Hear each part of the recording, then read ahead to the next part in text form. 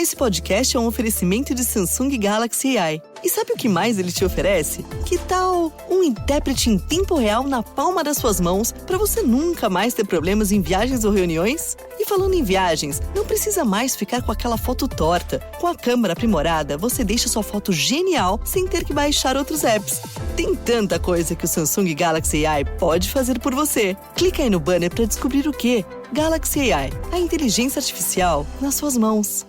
Tem um momento na carreira que precisamos dar um passo além. É hora de fazer uma pós-graduação. Só que muitas vezes o custo pesa no bolso, inviabilizando tudo. Com a pós-graduação do Senac, você não tem esse problema. Cursos com até 50% de desconto e muito mais tempo para pagar. TCC opcional, modelo flexível com aulas presenciais e online e alguns cursos com apenas 12 meses de duração. Não tem mais desculpa, hein? Saiba mais em sp.senac.br/pós-graduação.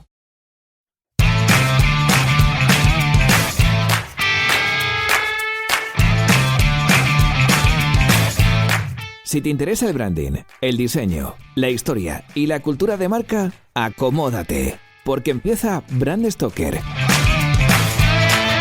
con Rubén Galgo.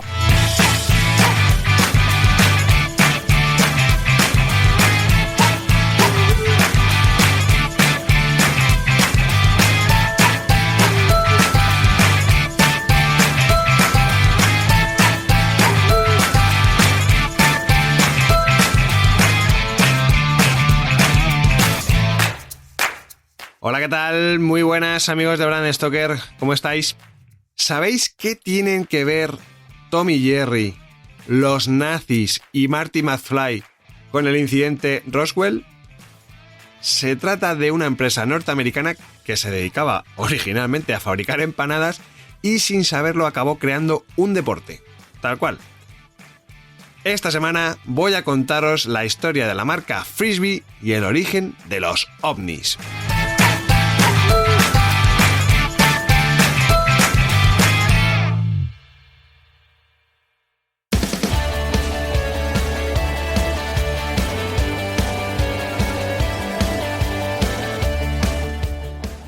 La historia que os voy a contar hoy empieza a escribirse en Bridgeport. Es una pequeña ciudad al este de los Estados Unidos, dentro del estado de Connecticut. Allí, en el año 1871, un buen hombre llamado William Russell Frisbee decidió comprar una vieja panadería local, ¿no? que había allí de una pequeña franquicia que se llamaba Olds Baking Company. Bueno, una especie de franquicia que tenía un montón de panaderías por allí, por la localidad. Entonces él decidió comprar una de ellas para crear su propio negocio, ¿no? Este hombre lo que hizo fue cambiarle el nombre a aquella tiendecita y decidió llamarla Frisbee Pie Company. Fueron pasando los años, el negocio, empezó a ir mejor, poco a poco fue cogiendo popularidad, pero desgraciadamente el señor Frisbee fallece en el año 1903 y no pudo ver todo lo que daría de sí su apellido. Pero bueno, sus hijos se encargaron de que la receta de su difunto padre, pues que siguiese haciendo la boca agua en Connecticut, y por eso en el año 1905, justo antes de la llegada de la electricidad a la ciudad, que esto es importante, William Russell Frisbee Jr. construyó una planta eléctrica propia en el sótano de su casa para satisfacer la demanda de empanadas. Esto era una pasada, claro. La jugada no le salió nada mal, porque 10 años más tarde tuvo que construir otra panadería, pero esta vez con 3 pisos, porque el negocio le iba viento en popa. La historia es que las empanadas de Frisbee Pie Company costaban 5 centavos y se distribuían en carros tirados por caballos por todo el estado. Es decir, que no era el típico comercio local, chiquitito, no tenía nada que ver, ¿no? De hecho, a comienzos de los años 20, la panadería producía 9 toneladas de empanadas al día. Es decir, esto si lo convertimos a número de empanadas, serían unas 50.000 empanadas diarias. O sea, que es una barbaridad, es una salvajada. Claro, con semejante ritmo de producción, la compañía tuvo que empezar a invertir en I+D, tuvo que comprar medios para llegar a más gente, y parte de esta inversión se fue a una flota de 200 camiones, ¿no? Porque la demanda de empanadas horneadas no paraba, literalmente no paraba.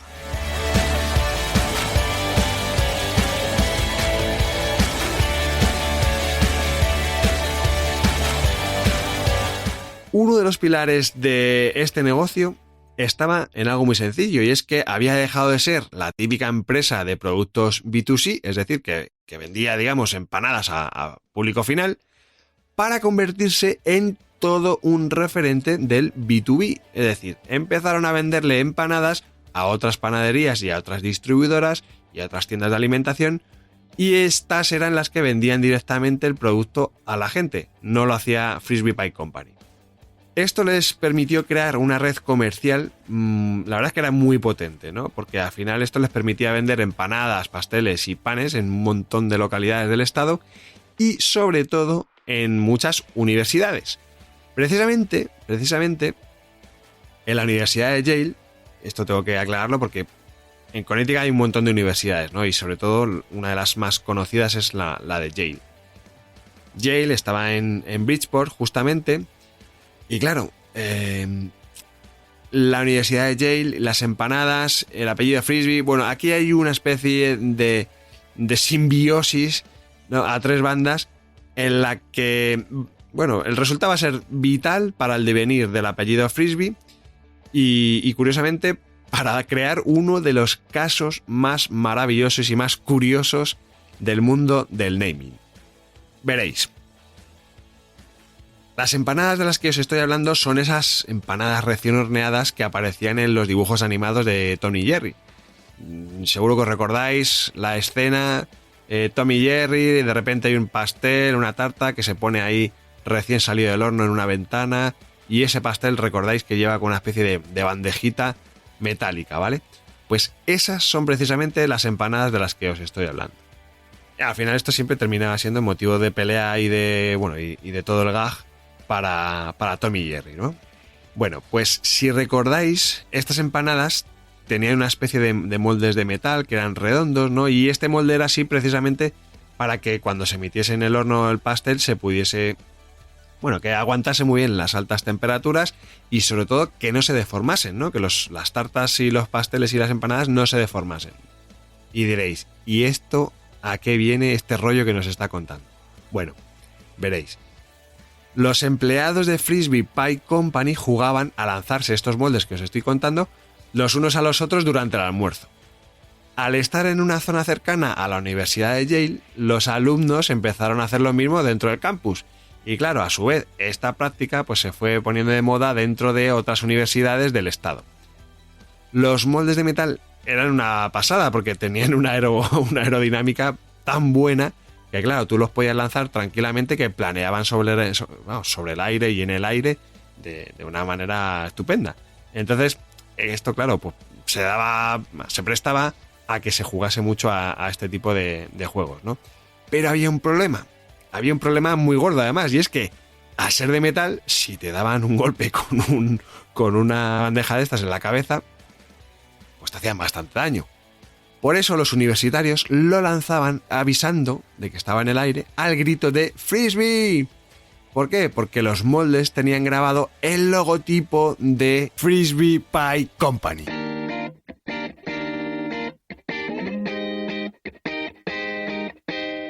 Si lideras una empresa o eres la persona responsable de crear o actualizar la marca de tu compañía, no dudes en ponerte en contacto con nosotros. Búscanos en nuestra web gallicus.com.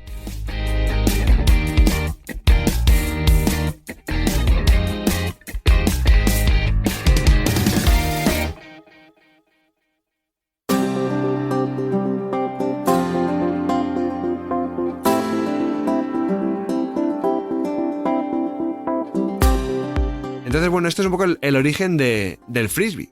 O sea, de una marca de pasteles que no tenía nada que ver con este deporte y sin embargo, pues por un uso y costumbre, pues empezó a poner de moda dentro de las universidades. ¿Qué es lo que pasó después? Bueno, pues claro, llegamos a los dichosos años de la Segunda Guerra Mundial.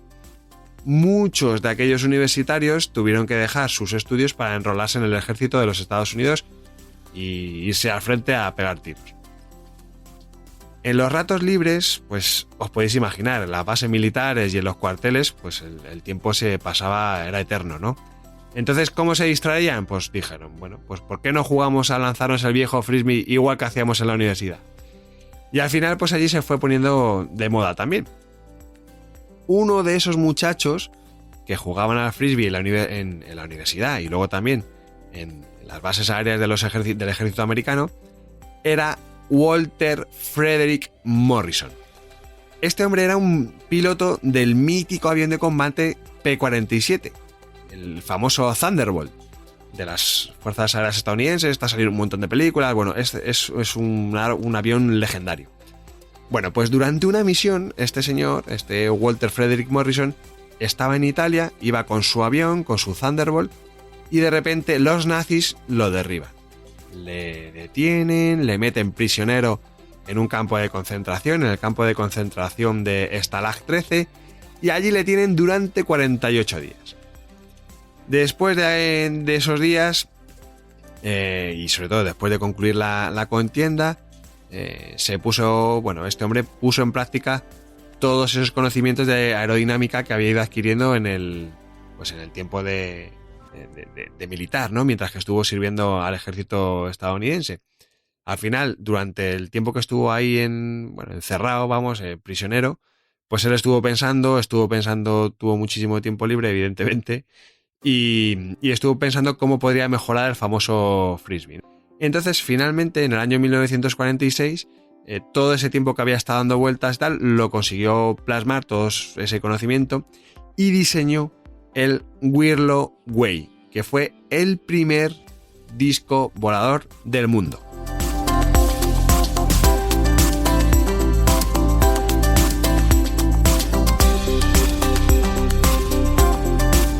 El Whirlo Way estaba fabricado en baquelita. Es una especie de un metal, así, una especie de un mineral que... La cuestión es que si se estrellaba contra el suelo, y sobre todo no era un suelo de césped, era un suelo duro, pues se partía en un montón de trozos, ¿no? Se hacía añicos. Entonces Fred se dedicó a buscar nuevos materiales de producción. Si recordáis, cuando hablamos de la marca DuPont, eran los años en los que el plástico llegó a nuestras vidas, ¿no? Su fabricación era muy cara, todo el mundo quería hacer cosas en ello, pero era muy costoso, ¿no? Entonces, cuando todo estaba prácticamente perdido, apareció en la vida de este señor, en la vida de Fred, apareció lo que hoy denominaríamos un business angel, es decir, un señor llamado Warren Francioni, que fue el que puso la pasta, fue el que puso el dinero encima de la mesa, ¿no? Así un poco resumiendo. Francioni financió económicamente el proyecto para hacer moldes de plástico y finalmente este buen hombre, Walter Frederick Morrison, pudo realizar su sueño, ¿no? de tener físicamente su frisbee.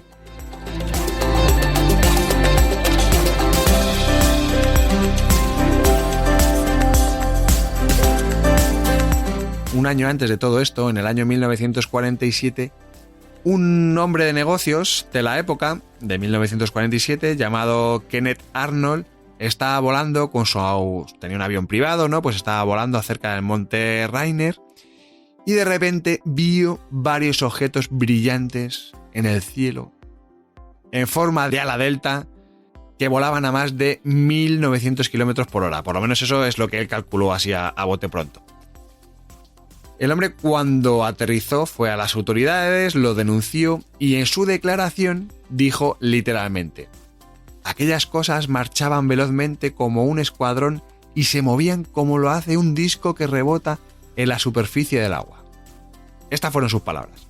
Claro, los periódicos, sabéis, los periódicos, tergiversaron un poquito las palabras exactas del señor Kenneth y describieron aquellos objetos como platillos volantes.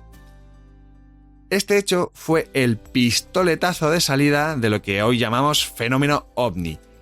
Y desde ese preciso momento, todos los avistamientos empezaron a describirse como platillos volantes, ¿no? En inglés, flying saucers. A las pocas semanas de esto tiene lugar el incidente ovni más célebre de todos los tiempos, ¿no? Que seguramente sabréis que es el caso Roswell.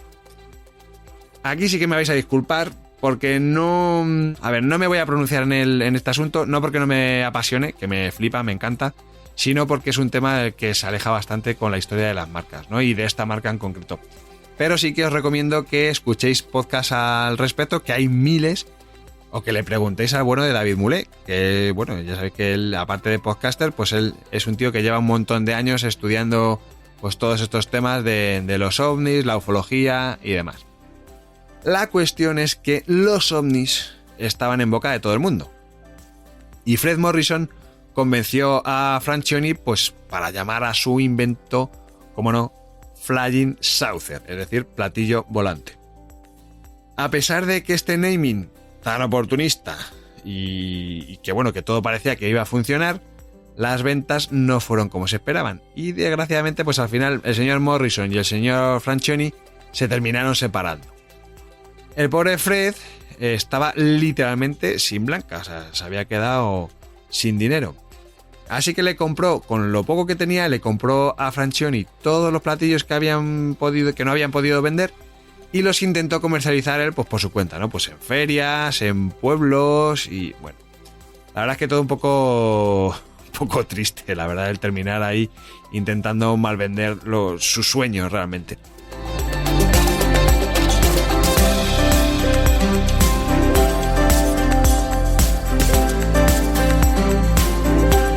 En este punto tengo que decir que Fred Morrison era una persona muy, muy, muy perseverante.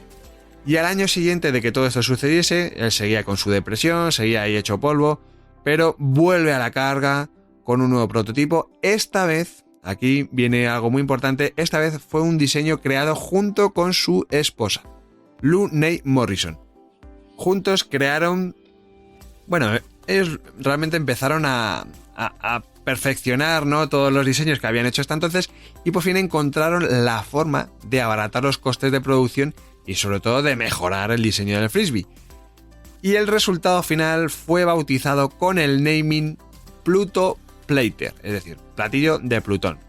Aquí seguimos aprovechando el tirón del tema ovnis, los UFOs y los platillos volantes, que es lo que realmente estaba en boca de todo el mundo y que en Estados Unidos fue un boom, o sea, todo el mundo estaba hablando absolutamente de estos temas, ¿no?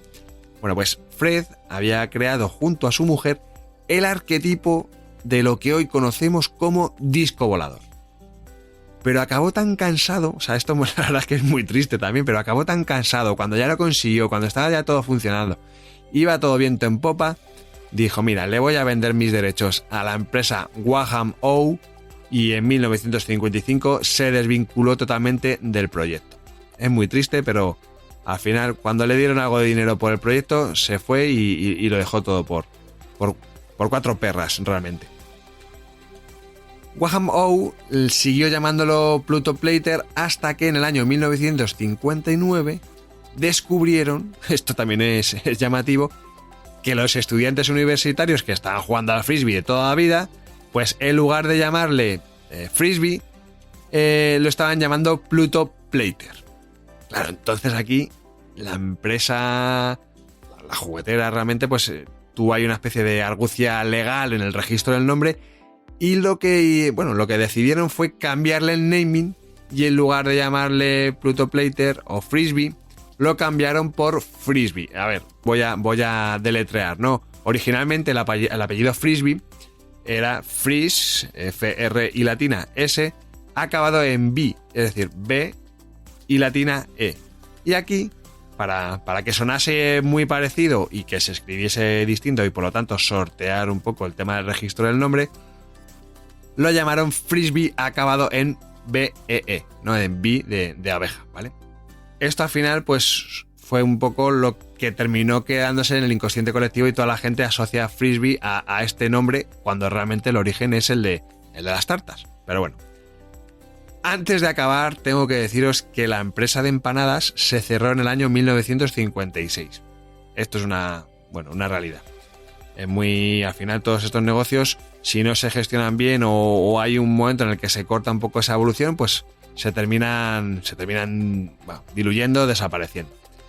Aunque en el año 2016 un empresario local, que de hecho de pequeño había comido estas famosas tartas, pues al parecer se hizo con el nombre, bueno, al parecer no, o sea, él consiguió el nombre Frisbee Pie Company, se lo quedó, lo registró él, y supuestamente este hombre encontró la receta original del señor Frisbee. Y claro, bueno, a día de hoy está vendiendo de nuevo las mismas empanadas de toda la vida. Además tiene una página web bastante chula, podéis visitarlo. Aunque ya sabéis que si tenéis que visitar una página web, no dudéis en meteros en brandstoker.com, que aquí vais a ver todas las imágenes, todas las fotos de esto que os estoy contando, porque está súper chulo. La patente de Waham O sobre Frisbee caducó en los años 80 y ahora la verdad es que hay un montón de empresas que se dedican a hacer lo mismo, ¿no? Hay un montón de empresas que fabrican frisbees, que no son frisbees, no son de la marca Frisbee, pero bueno. Y el pobre Fred Morrison desgraciadamente acabó sus días diseñando juguetes para Waham O, pero ninguno fue tan célebre como su famoso platillo volante. Al margen de todo esto, el Frisbee ha dado paso a deportes tan diversos como el disc golf, que es una especie de golf que se juega con el Frisbee, donde tú vas recorriendo hoyos y vas tirando tu platillo, igual. Luego también hay otro que es una especie de balón prisionero, que se llama Goods Frisbee, y yo creo que el más jugado en el mundo es el Ultimate, ¿no? Que es una especie de deporte muy parecido al rugby, pero que en lugar de con el balón del rugby se juega con platillo, ¿no? Y es un deporte de contacto, la verdad es que es bastante chulo, ¿no? Y de hecho se juegan campeonatos nacionales en todo el mundo. O sea, esto es muy curioso. En España aquí tenemos un campeonato que está bastante bien, la verdad. Pero bueno, espero yo, después de todo esto, que sobre todo os borréis de la cabeza algo que he leído por ahí que me ha llamado mucho la atención, ¿no? Y es que mucha gente se piensa que el origen del Frisbee, esto me ha dejado bastante alucinado, que el origen del Frisbee es la película Regreso al Futuro 3. Si recordáis, Marty McFly le lanza un plato de tarta con el logotipo Frisbee a Tannen para quitarle una pistola que tenía en las manos. Pero claro, es que eso solamente es un guiño histórico de Robert Zemeckis a todo lo que os he contado. No es real. Lo real es toda la historia que espero que os haya gustado, que os he contado hoy.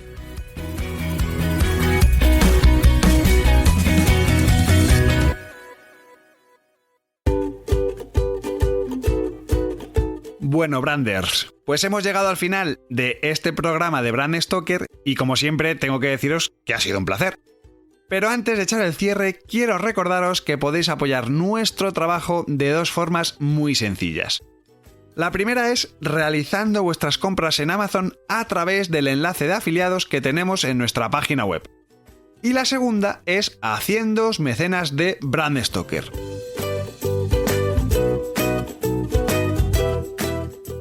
Brand Stoker es una iniciativa de Gallicus. Gallicus es el estudio especializado en creación y gestión de marcas que dirige Rubén Galgo. Si lideras una empresa o eres la persona responsable de crear o actualizar la marca de tu compañía, no dudes en ponerte en contacto con nosotros. Búscanos en nuestra web, gallicus.com.